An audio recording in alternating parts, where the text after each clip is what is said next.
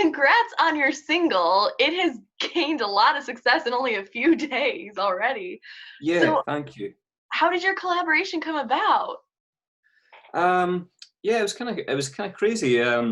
So I wrote my stop about a year ago, and yeah, I kind of wrote it as a song just for myself. It wasn't written deliberately as a sort of duet or collaborative track. And then as time went on, I kind of started to think that it would be better bringing someone else into it to kind of broaden the story a little bit. And we looked at a few people, and nobody quite fit the bill until Nate from my label had said that Sarah from Phantogram had heard it and had loved it and would like to put a vocal down. I'm a big Phantogram fan, so straight away I was like, that sounds amazing. I would love to hear that. And yeah, the second I heard her vocal on the track, I was just like, that is beyond perfect. It's exactly what I'm looking for. So yeah, it's been brilliant, and she's been so great as well. She really, I get the feeling she genuinely loves the song, and yeah, she's been fantastic to work with. She's been brilliant. That's incredible. And the music video's out now. I also love the single artwork. So are you involved with your visuals at all?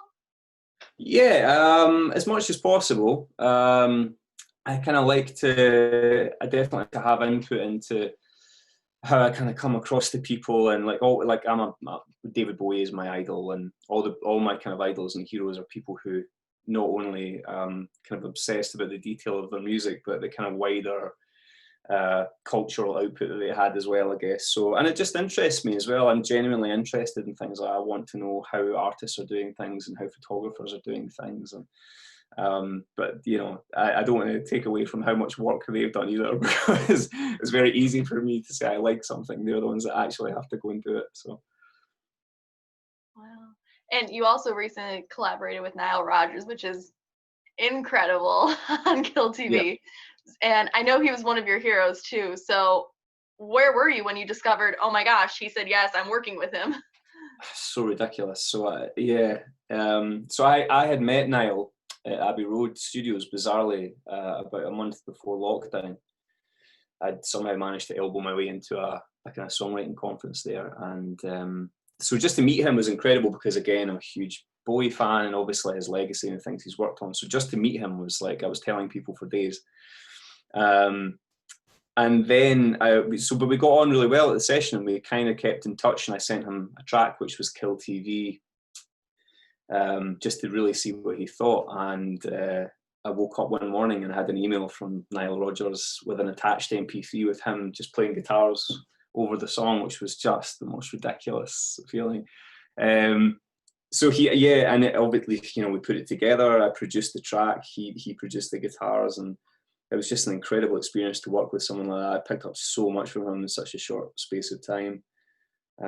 He's been incredible, not only as a musician and a collaborator, but just in terms of helping me as well.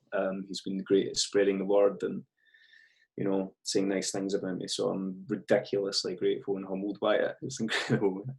Yeah. I mean, this is a cliche question, but is there anyone else you're eyeing to work with in the future?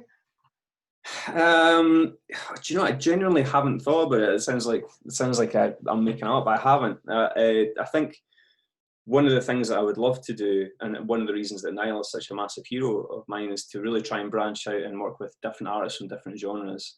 That's a huge one for me, because I kind of work broadly within an alternative world, but I'm very into pop music and very into sort of like rock music on the other side as well, and everything sort of in between. And I would love to work with different kinds of artists and different kinds of vocals and musicians and things. So I don't know. I guess we'll see. But it's the last two tracks being with artists as established as those guys is crazy. I'm ridiculously lucky to have that level of support at this stage.